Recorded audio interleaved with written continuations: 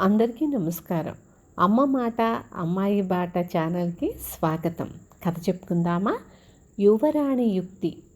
విదర్భదేశపు యువరాణి రత్నమంజరి ఒకసారి తన చెలికత్తెలతో వనవిహారానికి పోయి అక్కడ ఉన్న కొలనులో స్నానం చేసింది. అటు వచ్చినప్పుడల్లా ఆమె ఆ కొలనులో స్నానం చేస్తూ ఉండేది.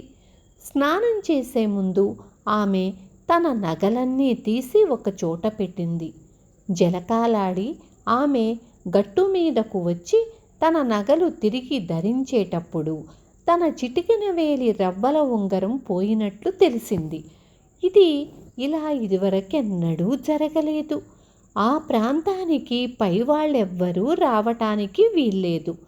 యువరాణి స్నానం చేసేదాకా అటుకేసి ఎవ్వరూ రాకుండా చూడటం ఆమె చెలికత్తెల పని. అందుచేత ఉంగరాన్ని దొంగిలించినది చెలికత్తెలలో ఒకతే అయి ఉండాలి. ఈ పని చెలికత్తెలందరూ కలిసి చేసి ఉండటం అసంభవం. వాళ్ళందరూ యువరాణి కోసం ప్రాణాలివ్వగలవాళ్ళు. అందరినీ సోదా చేస్తే ఉంగరం దొరికిపోతుంది. కానీ ఒకటి చేసిన పాడు పనికి అందరినీ సోదా చేసి వారి మనసు నొప్పించటం యువరాణికి ఇష్టం లేకపోయింది. ఎవరినీ నొప్పించకుండా దొంగను ఎలా పట్టటం? నగరంలో ప్రశ్నలు చెప్పేవాళ్ళు ఉన్నారు. దొంగతనాలు జరిగితే నష్టపోయిన వారు ఈ జ్యోతిష్కులను ప్రశ్నలడిగి దొంగలను పట్టటానికి ప్రయత్నించేవారు. ఈ సంగతి యువరాణి చాలాసార్లు విని ఉంది. ఆమెకు ప్రశ్నలు చెప్పే వాళ్లలో ఏ మాత్రమూ నమ్మకం లేదు. అయినా అలాంటి వాణ్ణి తాను ఉపయోగించుకొని దొంగను పట్టవచ్చునని ఆమెకు తోచింది. అంతఃపుర స్త్రీలు ఒక జ్యోతిష్కుణ్ణి గురించి గొప్పగా చెప్పి అతన్ని ప్రశ్న అడిగితే పోయిన ఉంగరం జాడ తెలియవచ్చునన్నారు. యువరాణి రహస్యంగా ఆ జ్యోతిష్యుడికి కబురు పెట్టింది. అతను వచ్చాడు. యువరాణి అతనితో, నా చేతి కంకణం ఉదయం నుంచి కనిపించటం లేదు. దాన్ని ఎవరు తీసి ఉంటారో చెప్పగలరా అన్నది.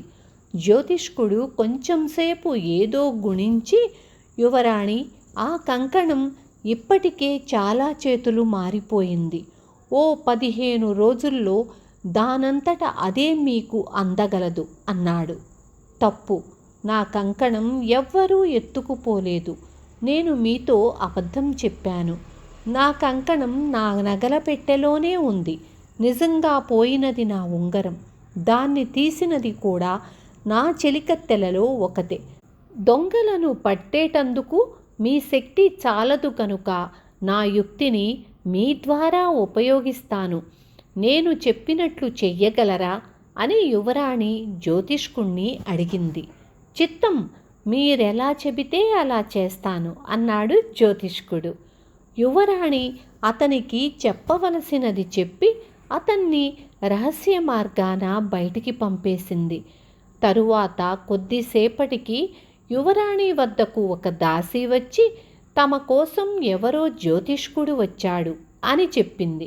యువరాణి తన చెలికత్తెలనందరినీ పిలిపించి, పోయిన నా ఉంగరం గురించి ప్రశ్న చెప్పటానికి జ్యోతిష్కుడు వచ్చాడట, ఏం చెబుతాడో చూద్దాం అని దాసీతో అతన్ని ప్రవేశపెట్టమంది.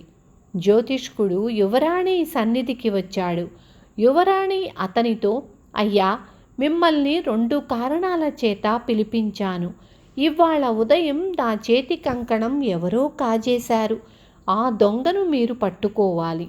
2 రోజుల క్రితం ఇంకొక చిన్న దొంగతనం జరిగింది. నా చిటికెన వేలి ఉంగరం పోయింది. అది ఎవరి వద్ద చేరినది మీరు చెప్పాలి అన్నది. చిత్తం, అలాగే అంటూ జ్యోతిష్కుడు ఏదో గుణించి, యువరాణి, మీ కంకణాన్ని ఎవ్వరూ దొంగిలించలేదు. అది మీ నగల పెట్టెలో భద్రంగా ఉంది. మీరే దాన్ని అందులో పెట్టి మరిచిపోయి ఇంకెక్కడో వెతికారు అన్నాడు.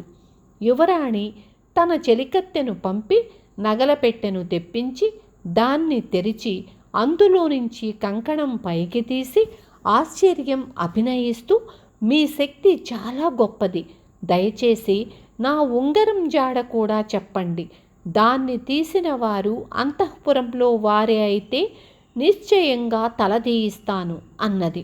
దొంగకు అంత కఠిన శిక్ష విధిస్తానంటున్నారు కనుక నేను నిజం చెప్పి ఒకరి ప్రాణం నిలువునా తీయటానికి సంకోచిస్తున్నాను. మీరు కొద్ది శిక్షతో పోనిచ్చే పక్షంలో దొంగ పేరు ఈ క్షణమే చెబుతాను అన్నాడు జ్యోతిష్కుడు. దొంగ తన తప్పు ఒప్పుకుంటే ఇదే మొదటి తప్పైతే మీ తృప్తి కోసం క్షమిస్తాను. కానీ మీ నోటి మీదగా దొంగజాడ తెలిసినాక మరణదండన తప్పదు అన్నది యువరాణి.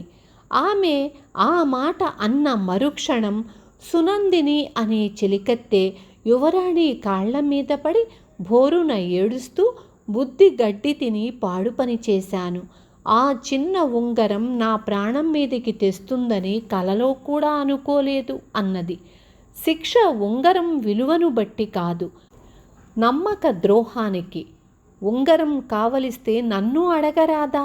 ఏదో అవకాశం చూసి ఇయ్యకపోయానా?